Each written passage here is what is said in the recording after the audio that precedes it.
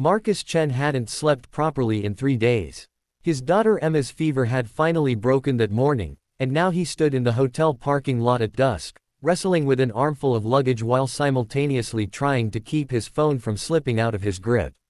The nursing conference had been important for his career, but being away from his 8-year-old felt like abandonment, even though his sister had assured him a dozen times that Emma was fine. He was fumbling with his car keys when he heard it, a sharp cry that made his blood run cold. Across the dimly lit parking lot, a woman stumbled backward, her purse strap stretched taut as a hooded figure yanked at it violently. The attacker's other hand flashed something metallic in the fading light. Marcus didn't think. He didn't calculate the risk or consider his daughter waiting at home. His bags hit the pavement with a thud, and his legs were already moving. "Hey!" His voice exploded across the parking lot, deeper and louder than he knew he possessed. The robber's head snapped up. For a split second, Marcus saw the knife clearly, a short blade that caught the amber glow of the streetlight. Everything his rational mind screamed at him to stop, but his body kept moving forward, propelled by something primal and inexplicable. "Let her go," Marcus shouted again, closing the distance. The woman, middle-aged with silver-streaked hair, was holding onto her purse with surprising tenacity, her face twisted in defiance and fear. The robber jerked harder, and she cried out again. Marcus was close enough now to see the sweat beading on the attacker's forehead, close enough to smell the desperation. He raised his hands, trying to make himself bigger, more threatening than he felt. His heart hammered against his ribs like it wanted to escape. "You don't want to do this," Marcus said, surprised by the steadiness in his voice. "There are cameras everywhere. Security is probably already coming. Just leave now, and nobody gets hurt." It was a bluff. Marcus had no idea if there were cameras or if anyone else had noticed the commotion. The parking lot felt impossibly empty, like they were the only 3 people left in the world. The robber's eyes darted between Marcus and the woman, calculating. The knife trembled in his grip. Marcus took another step forward, his empty hands still raised. "I have a daughter," Marcus heard himself say, the words spilling out unbidden. "She's 8 years old. She needs her dad. And this woman, she's somebody's daughter too. Somebody's mother, maybe. This isn't worth it, brother. Whatever you need, whatever brought you here, this isn't the answer." Something flickered across the attacker's face, surprise, maybe, or confusion.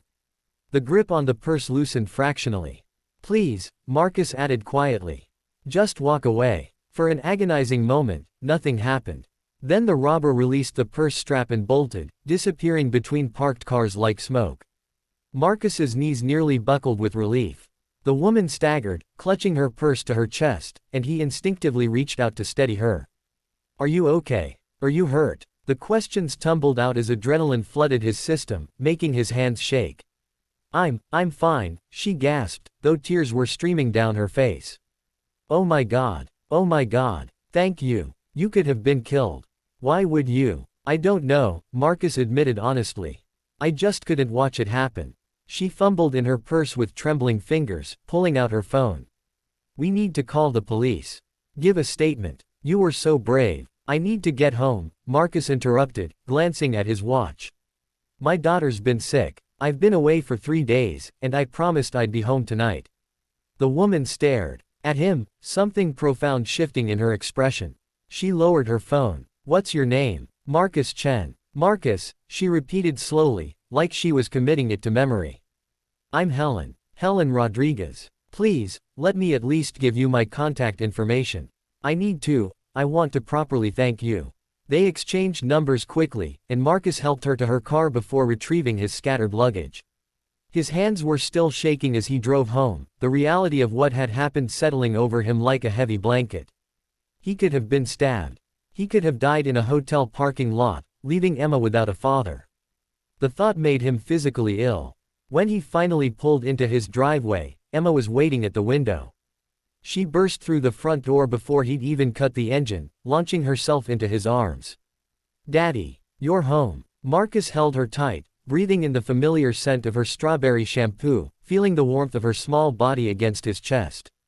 This was what mattered, nothing else. The next 3 weeks passed in their usual blur of school runs, nursing shifts, homework battles, and bedtime stories.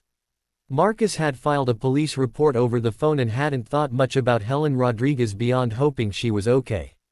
Then one Saturday morning, his doorbell rang. Emma answered it before he could stop her. "Dad, there's a lady here." Marcus came around the corner, dish towel still in hand, and stopped short. Helen stood on his porch, but she wasn't alone. A professional-looking woman with a camera stood beside her, and behind them was a news van. "Marcus," Helen said, her eyes bright. "I hope you don't mind us dropping by. I've been trying to find the right way to thank you." "That's really not necessary," Marcus began, but Helen held up a hand. "You saved my life. You risked yours without hesitation. I've spent the last 3 weeks learning everything about you, Marcus Chen.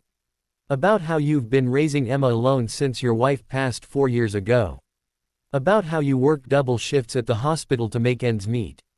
About how you're the person who helps elderly neighbors with their groceries and coaches Emma's soccer team even though you've never played soccer in your life." Marcus felt heat creeping up his neck. "How did you?" "I'm a real estate developer," Helen explained.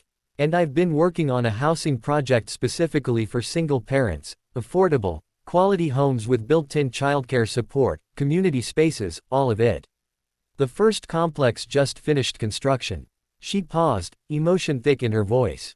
"Marcus, I want you and Emma to have the first unit. Rent-free for 5 years. After that, a rent-to-own option if you want it." Marcus couldn't speak. His throat had closed completely.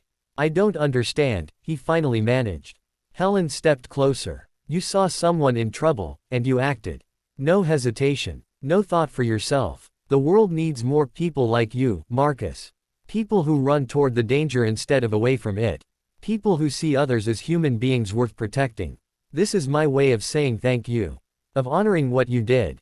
Emma tugged on his sleeve. "Daddy, what does that mean?" Marcus looked down at his daughter's upturned face, then back at Helen, whose eyes were glistening with tears.